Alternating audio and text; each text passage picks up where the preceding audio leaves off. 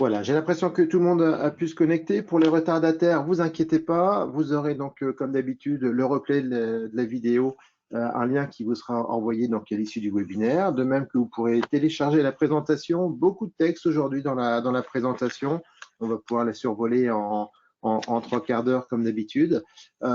Et donc, pour laisser le temps aux retardataires d'arriver, je vous propose, comme on en a pris l'habitude maintenant, la petite vidéo sur Simco Consulting, avec le son cette fois-ci, puisque on nous a informé qu'il y avait des difficultés d'entendre la vidéo la dernière fois. Je vous propose cette vidéo.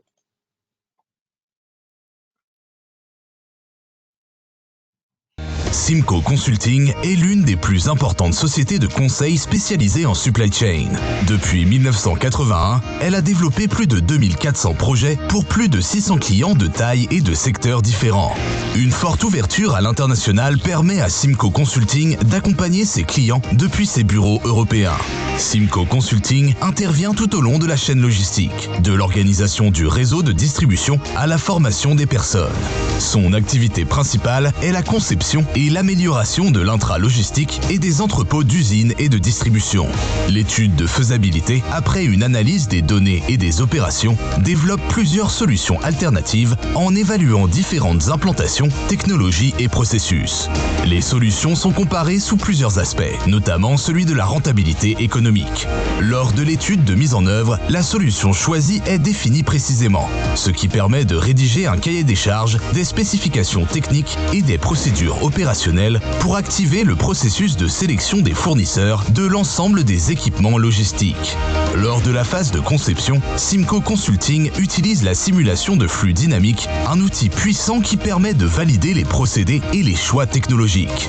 Simco Consulting peut également apporter son soutien en supervisant le déploiement de la solution et en soutenant ses clients pendant les phases capitales d'essai et de démarrage. Simco Consulting, towards best-in-class logistics.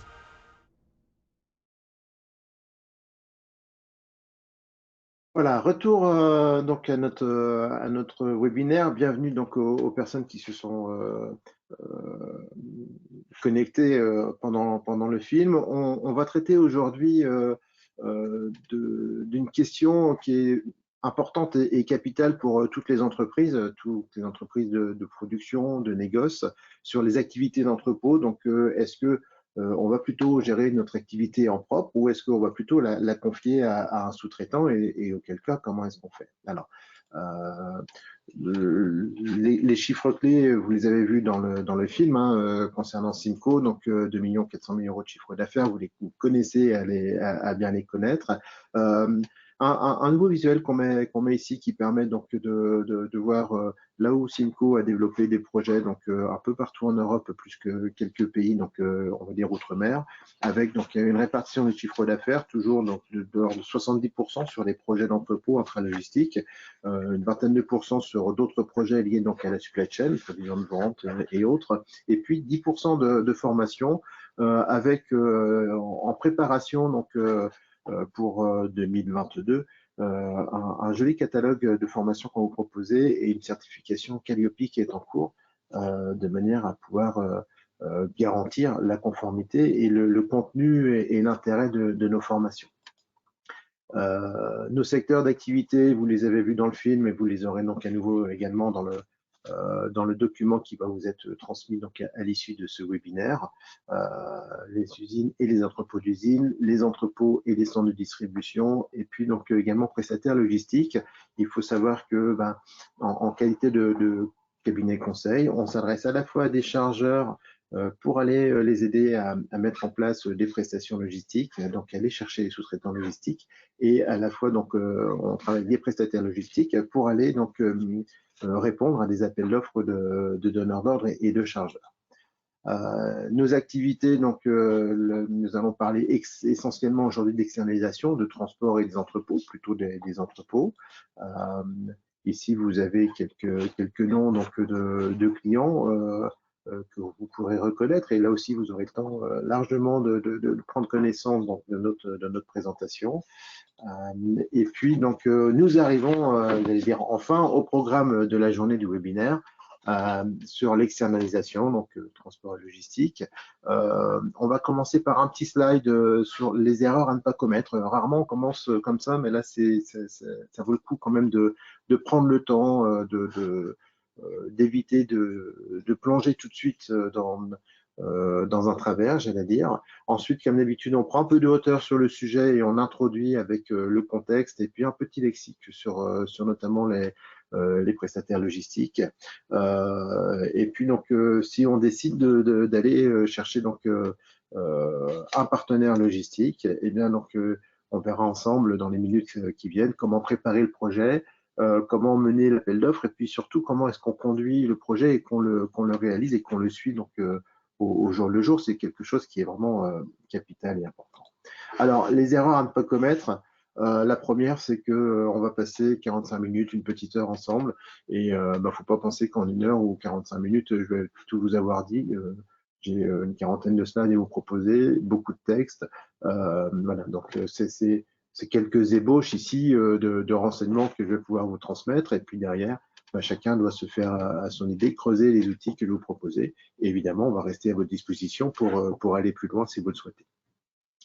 La deuxième erreur à ne pas commettre, c'est se limiter à une relation donneur d'ordre fournisseur et un objectif financier. C'est-à-dire que on est vraiment dans une relation de partenariat, et c'est le point 3, sous-estimer la relation de son partenaire et passer outre la phase méthodologique. On utilise ce terme de partenaire, on va au-delà d'une simple relation donneur d'ordre fournisseur, et on va vraiment ensemble vers des objectifs, vers une qualité de prestation, vers des exigences, des indicateurs. Et si l'un des deux partenaires a des difficultés, voit arriver des anomalies, des problèmes, ce partenaire doit informer l'autre partie, que ce soit le donneur d'ordre ou j'allais dire le sous-traitant, le fournisseur, de manière à pouvoir ensemble trouver des solutions et limiter l'impact de ces problèmes et de ces anomalies. Et puis la quatrième erreur, c'est ne pas suivre la qualité de la prestation, puisque quand on confie quelque part sa prestation, on a besoin de garantir, d'une garantie qu'on va bien livrer le marché tel qu'on l'a demandé, livrer les clients, respecter les délais, les engagements, la qualité de la prestation, puisque c'est notre image qu'on va confier donc à un tiers. Cette notion de partenariat, de relation, donneur d'ordre, fournisseur, est traitée dans le référentiel des relations logistiques. Je pense qu'on aura quelques minutes sur la fin de ce webinaire pour en parler, qui a été édité donc par le gouvernement en 2018 et qui est un pavé et qui permet donc de faciliter les échanges entre donneurs d'ordre et prestataires de services logistiques, et notamment lors des phases d'appel d'offres, puisque l'idée c'est de garantir une équité et un traitement correct dans ces phases toujours très délicates d'appel d'offres et de mise en place des dossiers. Alors, le contexte, plus que l'évolution du marché, je l'appelle la révolution du marché. On a ici un état des lieux qui a été réalisé donc, sur le 3e trimestre 2021 par CBRE, qui nous dit que le marché enregistre une dynamique positive portée par une forte demande en e-commerce et en logistique urbaine, pas étonnant. Rappelez-vous notre précédent webinaire sur le retail avec la participation d'Accenture, qui nous expliquait cette évolution de se rapprocher, donc de rapprocher les centres de distribution au plus proche des clients, de transformer des surfaces à l'intérieur des villes pour en faire donc des centres de micro-fulfillment. Et donc, on a une évolution aujourd'hui sur la partie retail, et dès l'instant qu'on est en B2C, pour aller au plus proche des clients, réduire les lead time notamment. On a ici une répartition donc, entre 2018 et donc, les 9 premiers mois de l'année 2021 sur les demandes, alors placées, hein, mais on reste quand même sur une statistique qui est fiable. Donc, entre les logisticiens, les chargeurs industriels, la grande distribution et puis donc les commerces spécialisés, ce qui permet de voir sensiblement la part de marché des logisticiens aujourd'hui. Hein, c'est donc les entreprises à qui on va confier nos flux et nos frettes, et puis un petit laïus à côté donc, qui explique ces nouveaux usages logistiques face au défi du e-commerce qui vient quand même révolutionner la demande et le besoin aujourd'hui. Le gouvernement, pour sa part, et notamment donc le ministère du Développement durable, lui émet donc également dispose d'un observatoire et de statistiques sur ce qu'on appelle les EPL, les entrepôts plateformes logistiques, dont on nous dit la définition, hein, c'est donc tout espace dédié à l'entreposage ainsi qu'aux opérations logistiques telles que la préparation de commandes, le conditionnement, la réception, l'expédition de la marchandise. Donc c'est sur la base des déclarations des entreprises évidemment, mais l'idée c'est de dire mon bâtiment est-il dédié plutôt à la logistique ou plutôt à une activité donc de fabrication, de production, et donc on sépare bien les deux. Et donc on voit ici donc ce qu'on appelle donc ces fameux EPL dont on prend en compte ici les surfaces supérieures à 5000 m². Bien qu'on a donc 46% donc des entrepôts plateformes logistiques qui font entre 5000 et 10 000 m², et puis 28 entre 10 000 et 20 000, et puis le reste donc entre 20 et 30, voire supérieur à 30 pour 14% d'entre eux. Ça, c'était en 2015, hein, la répartition, donc on n'a pas de statistiques plus récentes, malheureusement. Toujours en 2015, on voit sur le graphique de droite la répartition, finalement, des secteurs, donc des secteurs d'activité des entreprises exploitantes. Et on retrouve ici donc également donc, la partie entreposage ou transport et autres activités logistiques qui, globalement, représentent un tiers de l'exploitation des bâtiments, un autre tiers donc, sur la partie plutôt industrie, un quart sur le commerce de gros, et puis donc le reste sur les autres activités, commerce de détail ou commerce automobile, qui sont aussi demandeurs évidemment de surface. Ça permet aussi de prendre du recul et de voir un petit peu par rapport au marché qui réalise plutôt en propre ou qui va plutôt confier sa marchandise, et quelle est la part de marché finalement des prestataires aujourd'hui, des prestataires logistiques.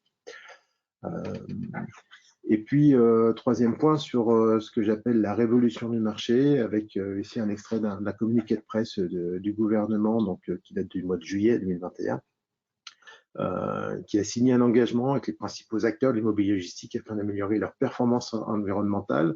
Donc, parmi les points, on parle de couverture de toiture avec des panneaux photovoltaïques, de récupération de pluviales, de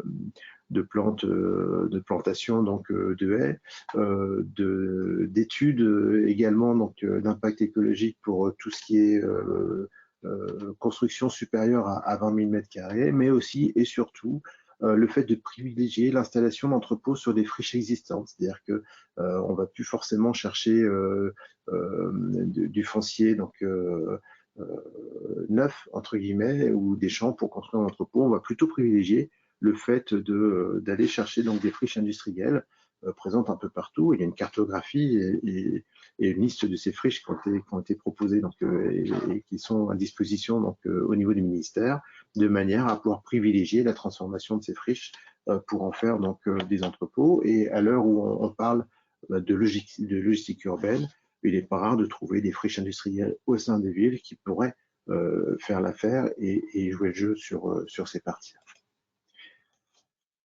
Alors, l'évolution du marché, on n'est plus en révolution, mais on reste en évolution. C'est quand même, et on l'a vu avec ces années Covid que nous sommes en train de vivre, la supply chain en elle-même rentre dans la stratégie des entreprises. C'est une composante à part entière. Et donc, la partie logistique, service, que ce soit transport, prestation de préparation de commandes, cette partie donc rentre dans la tactique opérationnelle et nous avec Simco, on va vous aider à mettre en place cette tactique. La supply chain, le service client, les services apportés en parallèle à la livraison font partie donc de la stratégie des entreprises. Comment est-ce que derrière on traduit cette tactique, cette stratégie en tactique opérationnelle, et puis comment derrière au niveau des opérations on exécute et on suit cette mise en place de manière opérationnelle. C'est ce qu'on va pouvoir découvrir ensemble dans ce webinaire. Alors, on va forcément à un moment donné se poser la question, savoir mais pourquoi est-ce qu'on va sous-traiter? quels sont les enjeux, quelles sont les idées qui nous disent, ah bah tiens, demain matin, je vais chercher un prestataire, un partenaire pour lui confier ma logistique. On peut d'abord se recentrer sur son cœur d'activité, son cœur de métier, puisque ben, on a envie de concentrer son énergie, ses effectifs, ses finances, un développement de métier et finalement, on considère que la partie logistique, distribution n'est pas essentielle, ou tout au moins, si elle l'est, n'est pas stratégique, n'est pas unique, n'a pas de secret de fabrication, de brevet, et auquel cas, eh bien, on va effectivement ouvrir cette option de sous-traitance. On peut avoir un besoin de couverture géographique ou de rapprochement des clients, hein, on rejoint les deux points, puisque ben, on veut se rapprocher, réduire ses lead time, hein, donc c'est temps d'accès au marché et aux clients, et donc on veut une couverture géographique, disperser un petit peu de stock. On n'a pas forcément les moyens ou les enjeux et les envies d'aller positionner des filiales, des agences un peu partout. On va donc aller chercher donc, un prestataire. On peut aller chercher une expertise. On veut se développer sur du e-commerce. Eh bien, peut-être qu'il y a des prestataires qui sont spécialisés sur l'e-commerce. On veut aller chercher des expériences. On veut aller chercher peut-être des volumes qui sont déjà consolidés, notamment, je pense à la grande distribution, avec des prestataires qui ont déjà des horaires de livraison sur telle ou telle plateforme, qui livrent déjà pour tel ou tel client et qui pourraient rajouter vos produits dans son entrepôt, dans sa préparation de commande, dans ses camions pour aller livrer ces plateformes et obtenir plus facilement finalement un rendez-vous et un créneau pour le faire. On peut travailler sur le ratio, les coûts fixes, les coûts variables. Voilà, alors la notion de partage des risques, hein, c'est important aussi, mais on déporte un petit peu certaines difficultés liées donc à cette variabilité, à ces saisonnalités, à ce monde qui est VUCA, on en reparlera tout à l'heure. Voilà, où on veut aller chercher la flexibilité, ben, c'est peut-être un peu plus simple de se dire, bah, on ne le fait pas nous, mais on va le faire faire par un prestataire heuristique, non pas pour lui faire supporter tous les risques, mais parce que lui va peut-être avoir des clients qui vont compenser à travers des contre-saisonnalités, à la fois la possibilité de stocker vos produits, à la fois la possibilité donc de mettre en place donc les moyens nécessaires pour les préparations de commandes. On peut être soumis à des évolutions de normes, pardon, de législation, des travaux qui sont envisagés, un assureur qui demande des points spécifiques, des sprinklages, des choses comme ça. On n'a pas spécialement envie les moyens de mettre une enveloppe et de rénover un bâtiment ou autre. Eh bien, on va se tourner effectivement vers un prestataire pour tout ou partie, puisqu'on n'est pas obligé de tout confier à un prestataire, mais on peut lui confier tout ou partie de sa prestation. Se rapprocher des clients, on en a parlé, et puis évidemment, n'oublions pas les enjeux financiers, hein, les stratégies financières des entreprises. Quand on dit se recentrer sur le cœur de métier, bah, ça peut être dédié une partie de ses capacités d'investissement sur un process métier, plus que sur l'automatisation d'entrepôt, par exemple. Alors évidemment, on peut avoir des freins et des craintes. Oui, évidemment, ça coûte. Ben, ça coûte puisque votre prestataire, lui, va mettre des moyens en place, va réaliser une marge et va vous refacturer derrière donc cet ensemble. Donc oui, il y a des coûts, mais peut-être qu'il va amener aussi une prestation évidemment de qualité, une prestation spécialisée, et que sa productivité va être une fois et demie, 2 fois, 3 fois supérieure à la vôtre, avec d'autres avantages. Donc, c'est pas forcément une crainte qui se vérifie, et c'est pas forcément plus cher d'aller sous-traiter une activité logistique que de la garder en une crainte de perte de contrôle, évidemment, vous confiez vos produits à un prestataire, c'est lui qui va être le dernier maillon avant les clients. Si il vous plante le marché, s'il livre pas, s'il cumule des erreurs de préparation, évidemment, c'est votre image qui va être diminuée, détruite sur le marché, et vous aurez moins la main sur cette même prestation, si ce n'est, on le verra, d'aller blinder votre contrat et d'avoir des exigences en termes donc de niveau de qualité de la prestation. On peut être méfiant. On peut se dire, oui, mais le prestataire, là, elle bosse déjà avec un de mes concurrents, donc comment je fais, comment est-ce que je protège mes secrets, et en même temps, j'ai bien envie de savoir comment font les autres, donc voilà, il y a cette notion un peu de méfiance. La réputation, hein, qui peut être donc associée donc à cette perte de contrôle.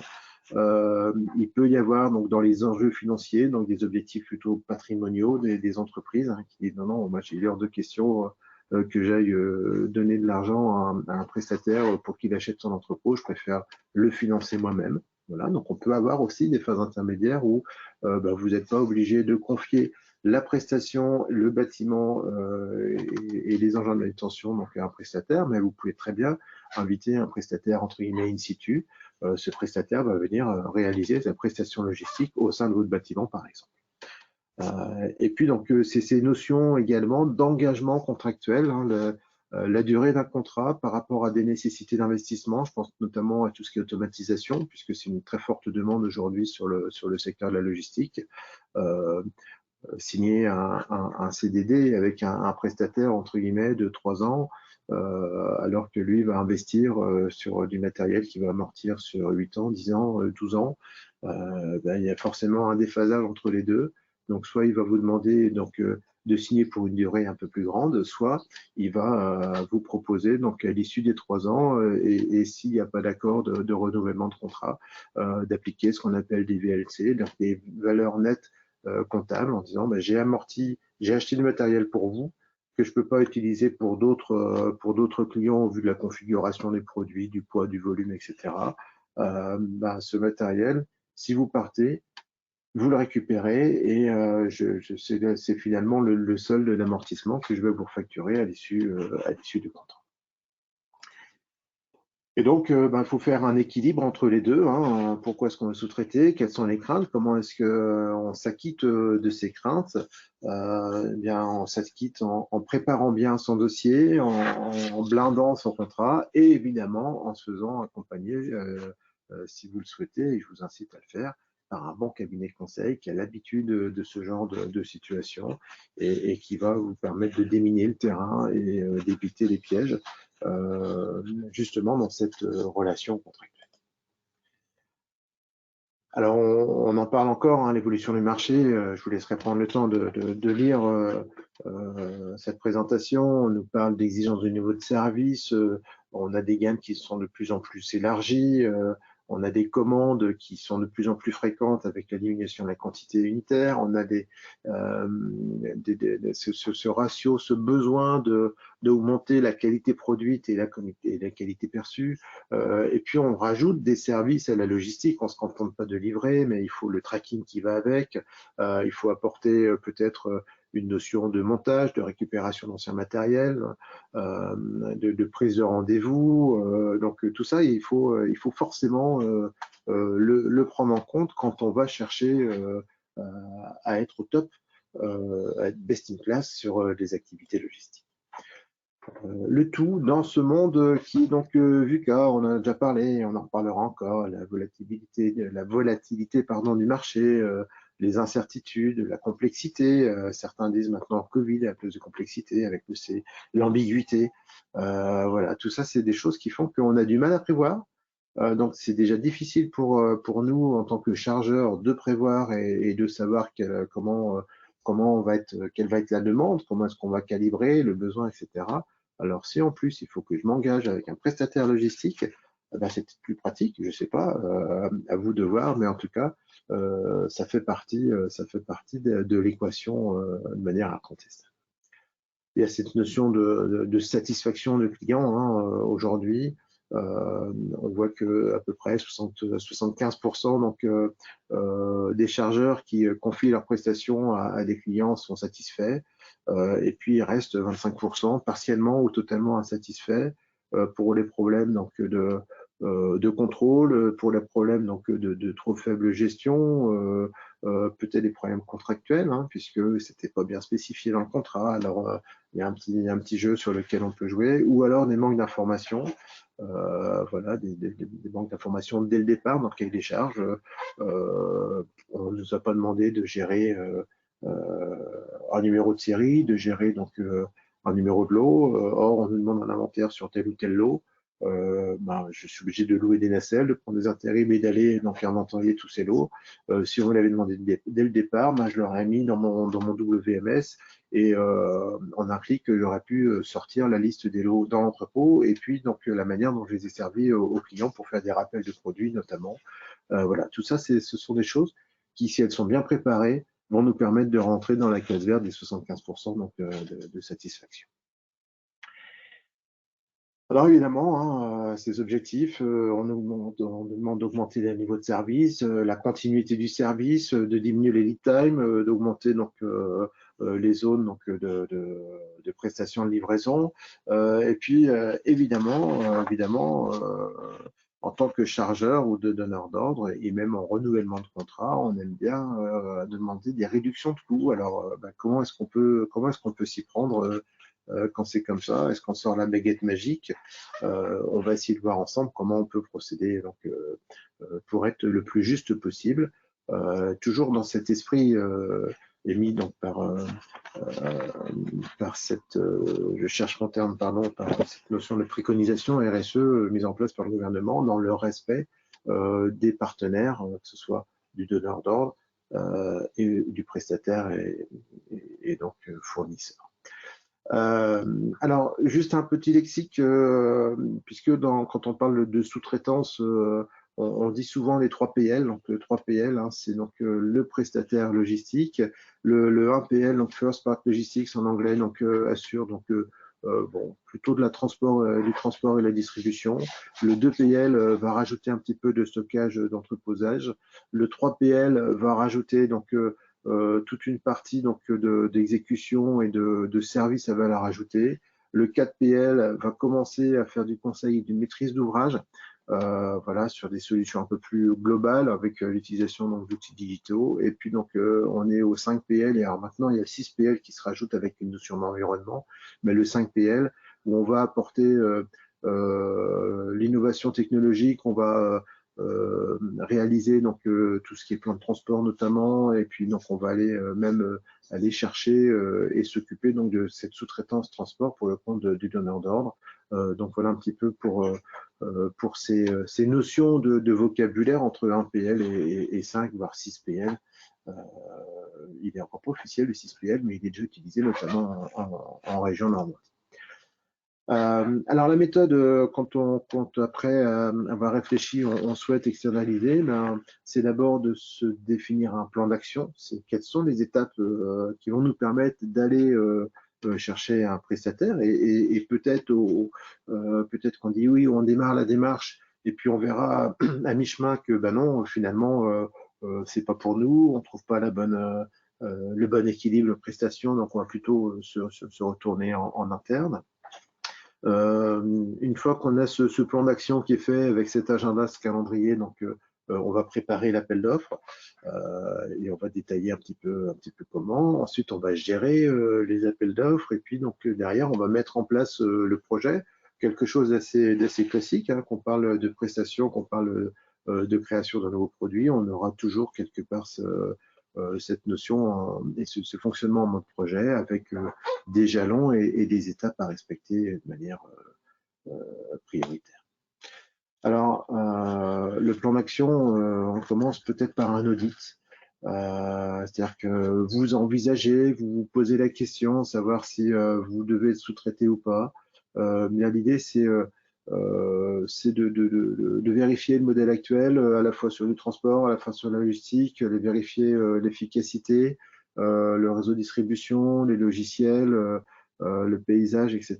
Donc, et puis donc cette mise en place ou la révision d'un schéma directeur logistique qui va vous informer en vous disant attention, aujourd'hui notre entrepôt est à Valence par exemple, il vaut mieux le remonter plutôt sur Lyon puisqu'on va se rapprocher de telle ou telle clientèle, ou encore de Mâcon, voire même pourquoi pas région parisienne ou dans Lyon qui dessert très bien Paris au départ du sud. Voilà, donc tout ça, c'est le schéma directeur qui, en fonction de l'évolution de vos marchés, de vos sous-traitants, de vos fournisseurs, de vos usines, de votre business, va plutôt vous relocaliser un endroit. Et donc, il faut trouver l'équilibre sur la localisation à la fois donc, de vos sites de production et de vos sites de distribution et de stockage intermédiaire.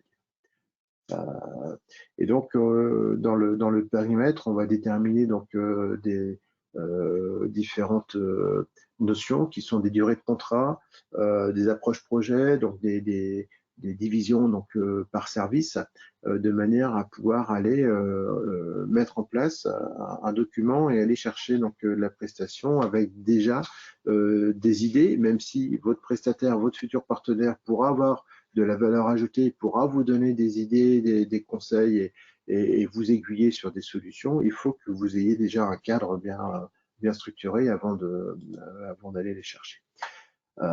Et comment est-ce qu'on va aller chercher ces prestataires? Eh bien, on a donc cette phase importante qui est Request for Interest. Vous avez donc toute la presse professionnelle, évidemment, hein, que je ne vais pas citer parce que je risque d'en oublier, mais vous avez cette presse professionnelle et vous avez aujourd'hui des outils tels que cette cartographie du paysage donc, qui est faite par IT Incel. Alors ici, on est plutôt sur les prestataires de e-commerce, de e-logistique.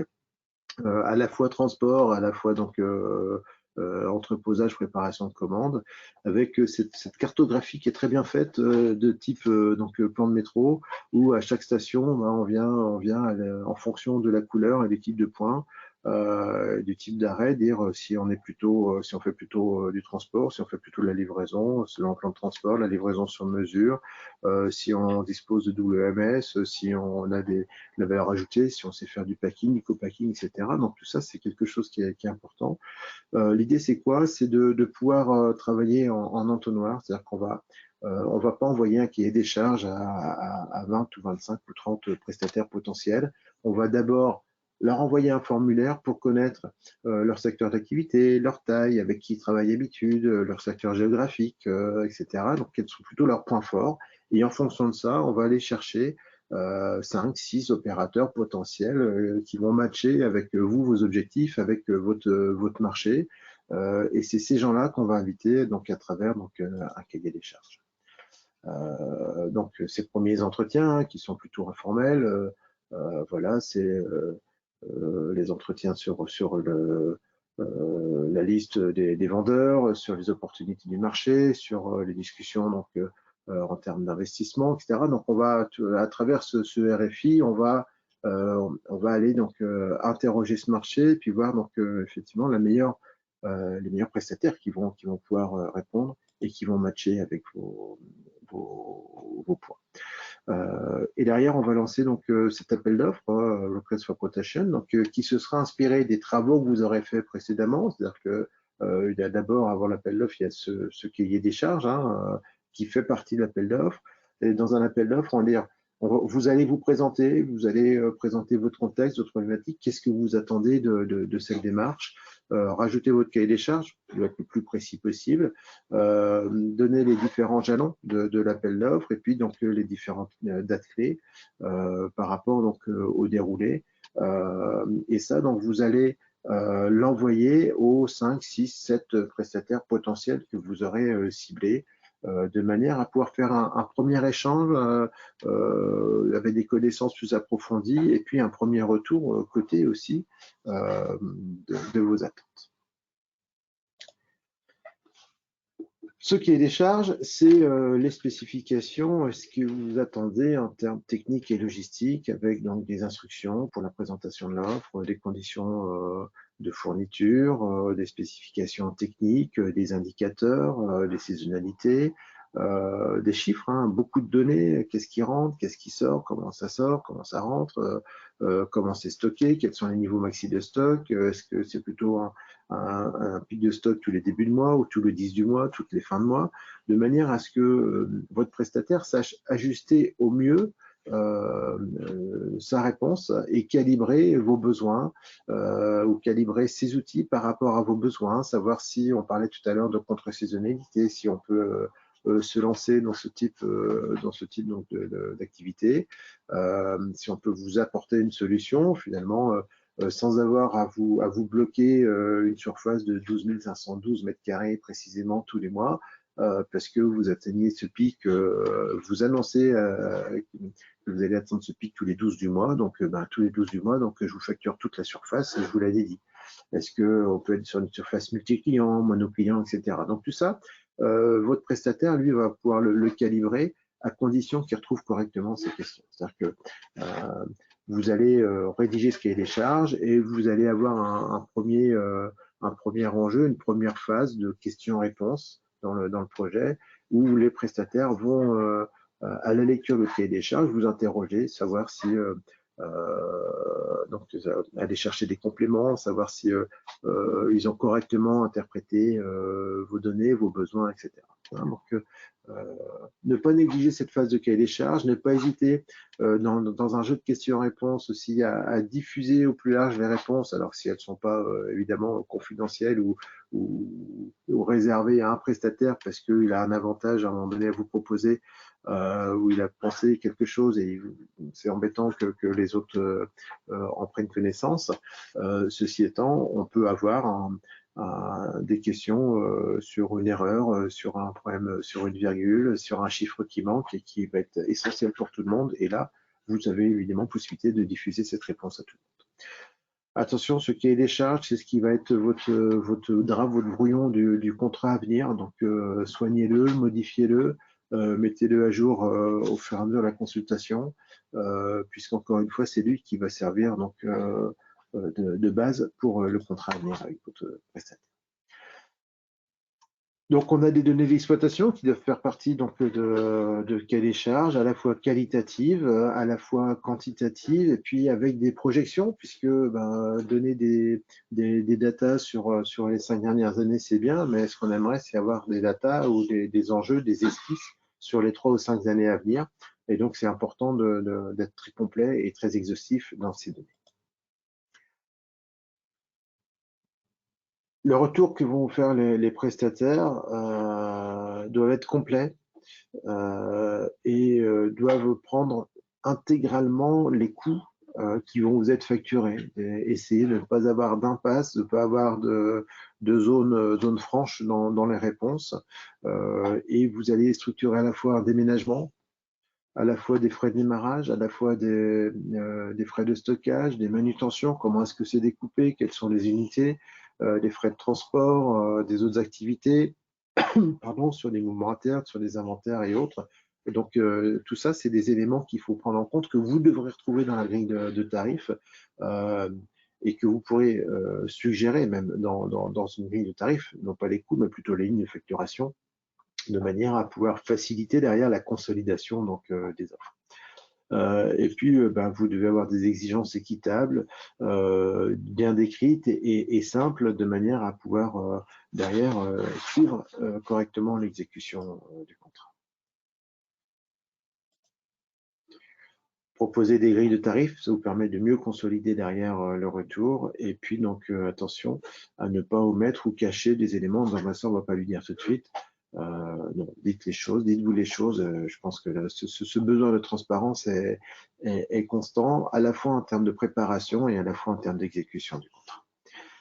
Vous aurez forcément, alors au moins 2, si ce n'est 3 pavés, donc selon le niveau de prestation que vous allez chercher, des coûts de stockage, des coûts de manutention, et puis donc des coûts de transport, alors, manutention, ce qui rentre, ce qui sort, les manutentions internes, les processus liés à des éventuelles phases de co-packing, de nomenclature, de fabrication, de choses comme ça. Vous pouvez, une fois les premiers échanges avec les prestataires réalisés, donc vous permettre ou solliciter donc des visites de site, des audits pour bien vérifier, comprendre le fonctionnement de votre entreprise et vérifier que l'offre soit pas uniquement jolie sur du papier glacé, mais qu'elle soit aussi qu'elle corresponde dans les faits à ce que vous propose votre prestataire. Les 2 points sur lesquels il faut bien insister, c'est ne pas se focaliser exclusivement sur l'offre économique, mais aller aussi sur l'offre technique. Vous achetez pas un prix, vous achetez d'abord une prestation et ensuite vous allez évaluer le prix qui va avec cette prestation. Et il vous faut aussi des éléments de référence, c'est-à-dire que si cette prestation, vous la procédez, vous l'exécutez par vous-même, bien combien est-ce que ça pourrait vous coûter en fonction donc de vos données, de manière à pouvoir avoir cette juste valeur, j'allais dire, du marché et cette notion de réponse qu'on va vous faire. Derrière, l'idée, c'est donc d'harmoniser, de calibrer les offres. C'est-à-dire que vous allez projeter ces offres, vous allez faire peut-être un nuage de points. Il y a des offres qui vont être très basses, des offres qui vont être très élevées. En général, on a plutôt tendance à écarter ces points-là. Et puis, vous allez focaliser sur les réponses qui sont, somme toute, intéressantes. Et là, vous allez donc pouvoir comparer ce qui est comparable, vérifier le contenu, et donc décider de ce qu'on appelle la shortlist, c'est-à-dire que vous allez travailler de manière plus rapprochée, plus exhaustive avec 2 voire 3 prestataires potentiels et sur lesquels donc vous allez creuser encore plus et prendre des questions, échanger, vous informer, valider et vous assurer de la bonne compréhension de votre besoin par votre futur prestataire. Vous mettrez en place évidemment donc des grilles d'évaluation, de réponses par rapport à l'entreprise, par rapport à son savoir-faire, à son chiffre d'affaires, à ses avantages stratégiques par rapport à vos décisions. Est-ce qu'ils font bien du e-commerce? Est-ce qu'ils sont déjà reliés avec un réseau de transport? Quelles économies ça peut faire en parallèle, etc. Donc tout ça, vous allez forcément comparer de manière à pouvoir choisir in fine le prestataire avec lequel vous allez travailler. Et puis ensuite, une fois que vous avez choisi ce prestataire, hein, donc encore une fois, RFI, donc Vocation Interest, vous allez identifier à qui vous allez envoyer votre cahier des charges et votre appel d'offres.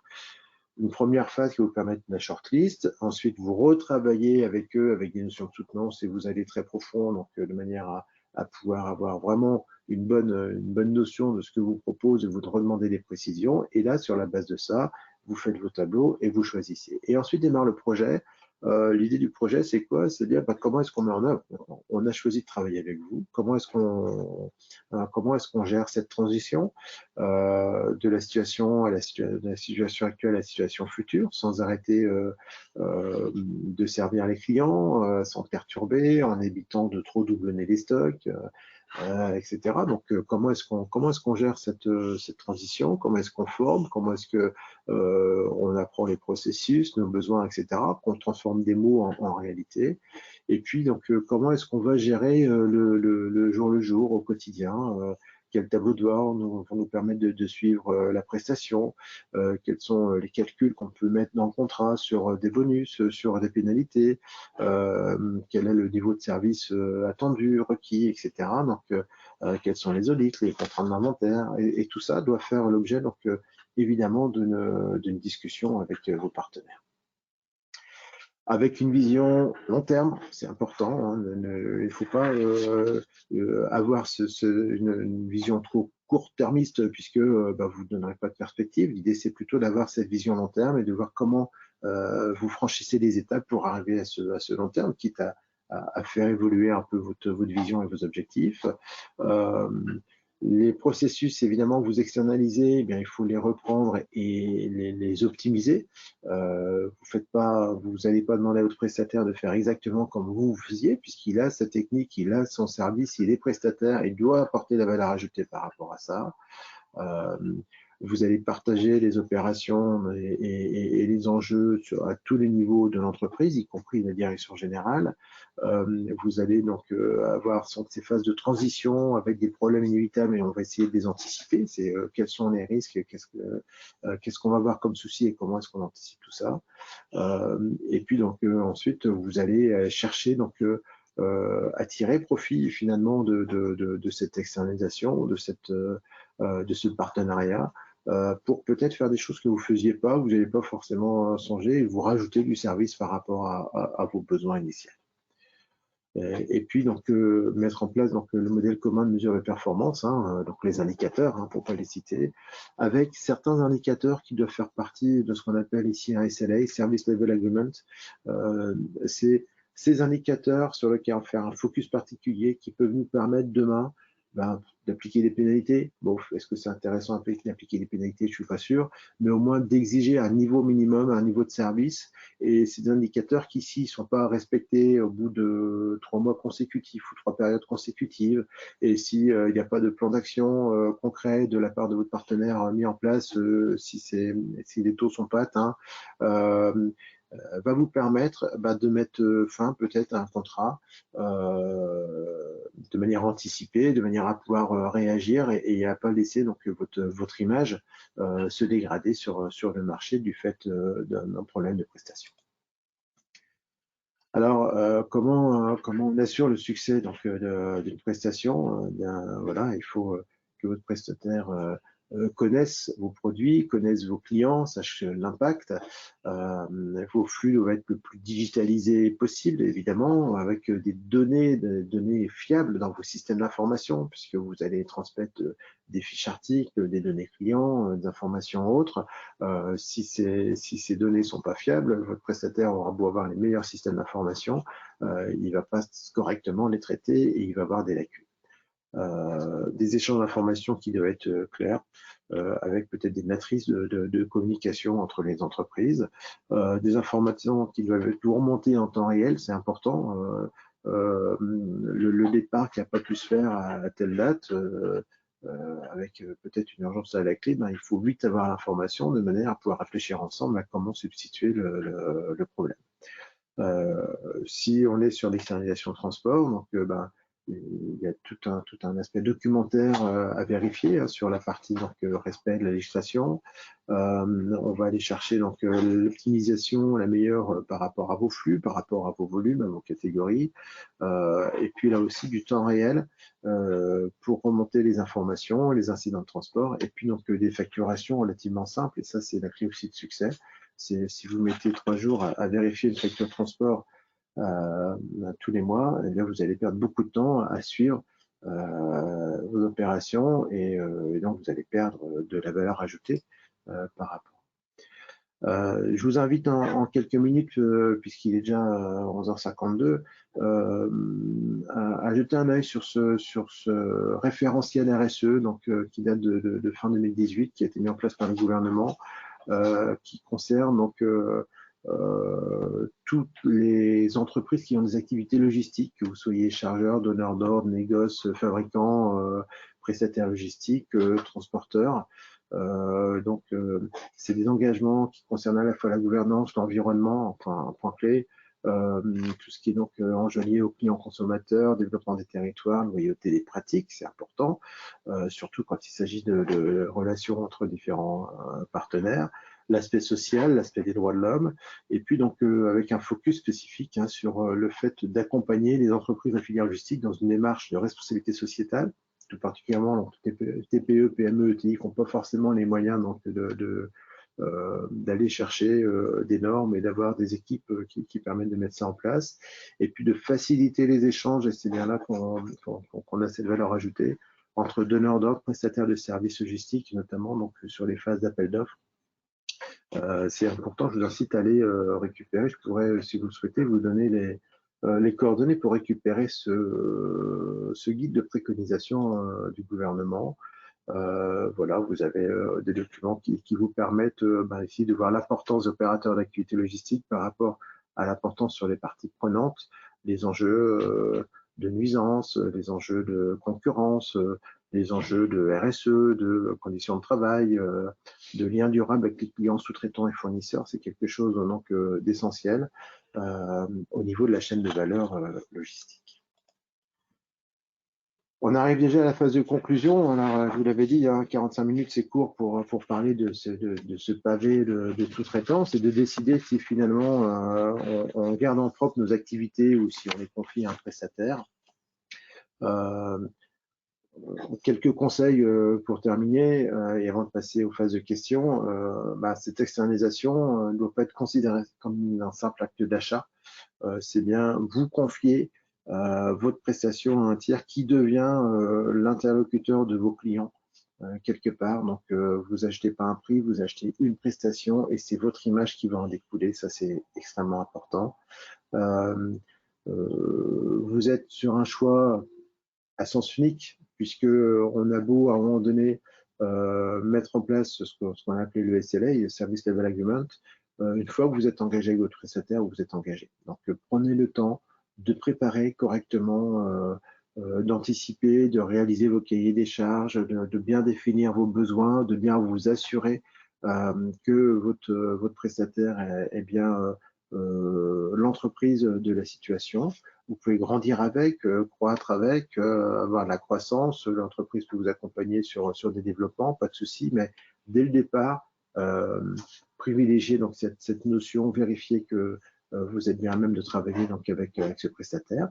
Le projet doit être structuré, hein, donc on a vu les différentes phases avec une méthodologie précise, de manière à pouvoir maîtriser le temps et le coût du projet, parce que comme tout projet, on peut connaître malheureusement des dérives aussi bien en temps qu'en argent. Et puis donc ces avis divergent hein, sur l'opportunité d'externaliser ou pas. Donc on a vu ces notions de mots-clés, ces risques qu'on peut prendre ou ces avantages à aller chercher donc la prestation par rapport à des enjeux immobiliers, à de la surface disponible, à des enjeux financiers.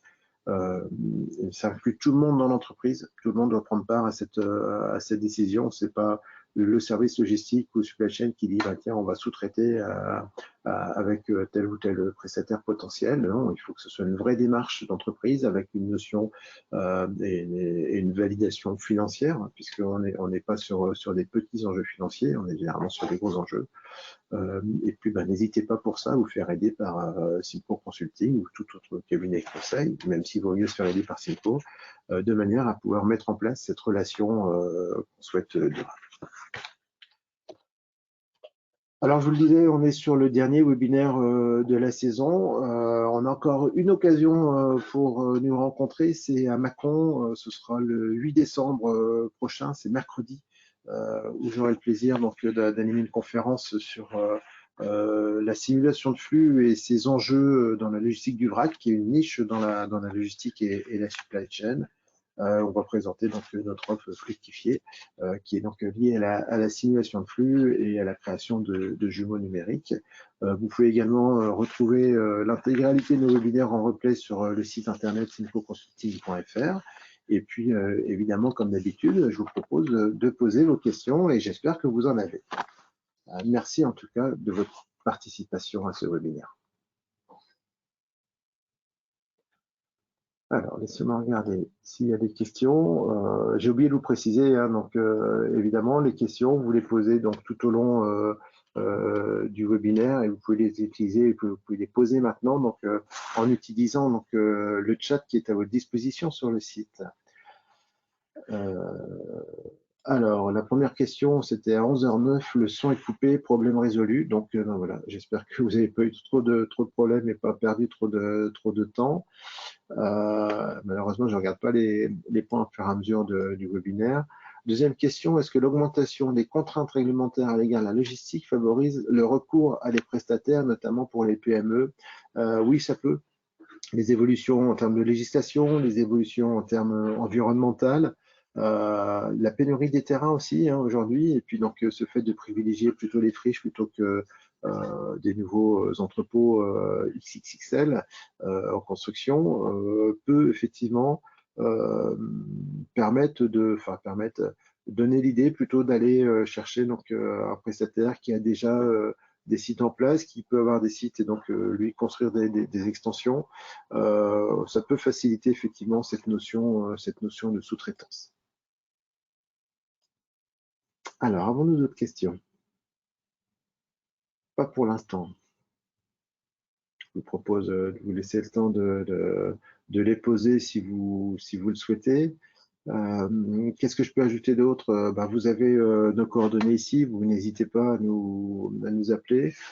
Simco Consulting, on commence en général par une étude de faisabilité, c'est-à-dire qu'on va analyser vos process et en fonction de vos activités, on va savoir identifier et vous dire, prendre part nous aussi à votre décision stratégique.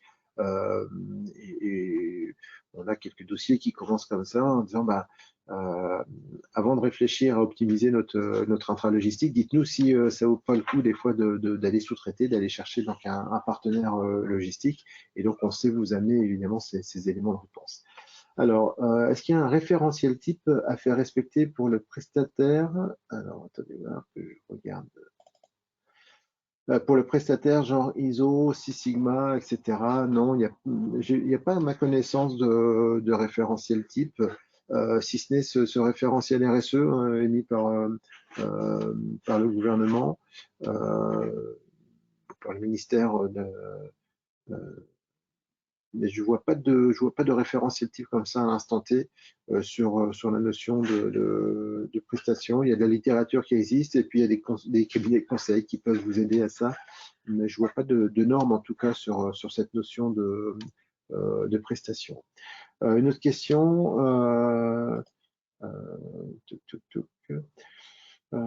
Est-ce que beaucoup de prestataires suivent les recommandations RSE dont vous avez parlé?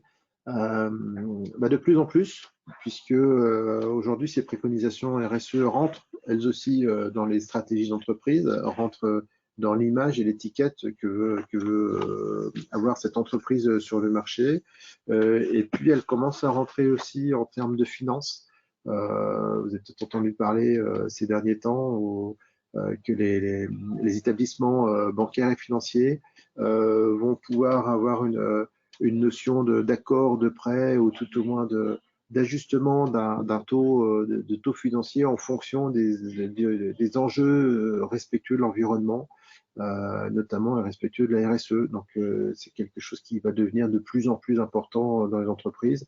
Et pour l'anecdote, j'entendais ce matin que les festivals de musique aussi, qui sont des entreprises comme d'autres, vont pouvoir bénéficier donc des aides et des subventions de l'État, à condition de montrer patte blanche également sur cette partie RSE environnementale. Une autre question, et je vous remercie d'avoir posé, comment agir lorsque le prestataire répond qu'il y a des charges avec un chiffrage différent de celui demandé, trop détaillé, impossible à suivre en facturation par exemple? Alors, ça, il faut essayer déjà de faire une synthèse, c'est-à-dire que vous proposez, vous, une grille de facturation, de manière à pouvoir comparer les différentes offres que vous allez recevoir, et puis effectivement, votre prestataire, et c'est pas rare, le postulant va vous envoyer sa propre grille ou va vous dire, non, moi je détaille encore plus. Donc à un moment donné, il faut pouvoir consolider de manière à pouvoir rentrer les éléments, comprendre la facturation, rentrer ces éléments dans votre grille, de manière à pouvoir comparer ce qui est comparable. Et donc, ça peut être l'objet, donc soit des soutenances, soit des questions-réponses, en disant, mais là, vous me précisez ça sur la ligne de facturation, à quel endroit est-ce que moi je la retrouve sur ma grille?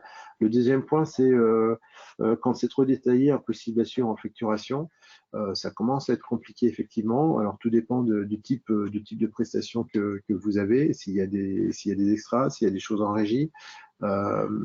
Le moyen de la comparer, c'est quand même d'aller chercher dans vos systèmes d'information qu'est-ce que vous avez demandé et qu'est-ce que vous avez sollicité auprès de votre prestataire, de manière à pouvoir faire matcher les unités d'œuvre.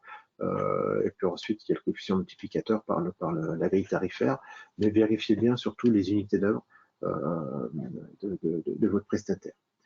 Certains d'ailleurs passent en mode auto-facturation, c'est-à-dire que vous avez un prestataire et à la fin du mois, vous lui dites voilà ce que je vous ai fait faire et voilà combien je vous dois pour ce mois. Voilà, c'est des accords qui peuvent avoir lieu dans les échanges entre prestataires.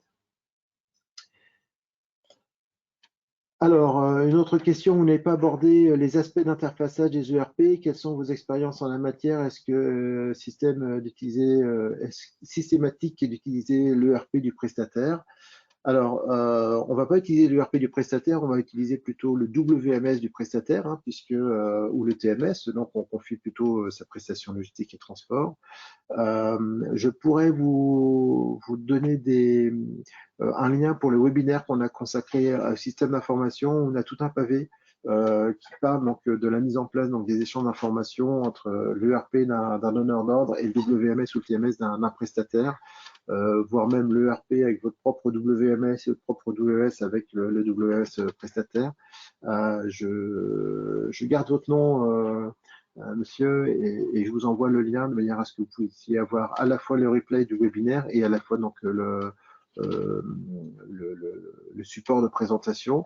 Et puis on peut échanger également sur le sujet. Oui, ça fait partie des sujets, puisque aujourd'hui une bonne logistique, c'est des bons flux physiques, et il n'y a pas de bons flux physiques s'il n'y a pas de bons flux d'informations. Donc c'est un point qui est essentiel dans la mise en œuvre, et des fois coûteux d'ailleurs, hein, dans la mise en œuvre donc des relations entre un donneur d'ordre et son prestataire. J'ai encore une question ici. Quelles sont les principales différences entre un processus d'externalisation logistique et un processus de sous-traitance? Alors, il y a une notion de partenariat et d'enjeu stratégique. En général, alors, prestation logistique, on confie du stock et on confie donc la préparation de commandes et puis donc l'envoi, ensuite la remise au transport. La sous-traitance, on est plus sur des opérations un peu plus ponctuelles, sur du co-packing, sur de l'assemblage, et on maîtrise finalement le point final et la distribution, la préparation de commandes et la distribution client.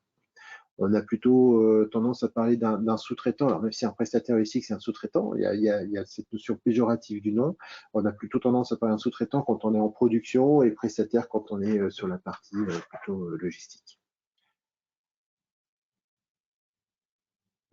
Il semblerait qu'on soit arrivé au bout des questions. Je vous remercie de les avoir posées, c'était très intéressant. J'espère que ce webinaire vous aura apporté des éléments de réflexion. N'hésitez pas en tout cas à nous solliciter, à nous consulter dans les jours, les semaines et les mois qui viennent. On est à votre disposition.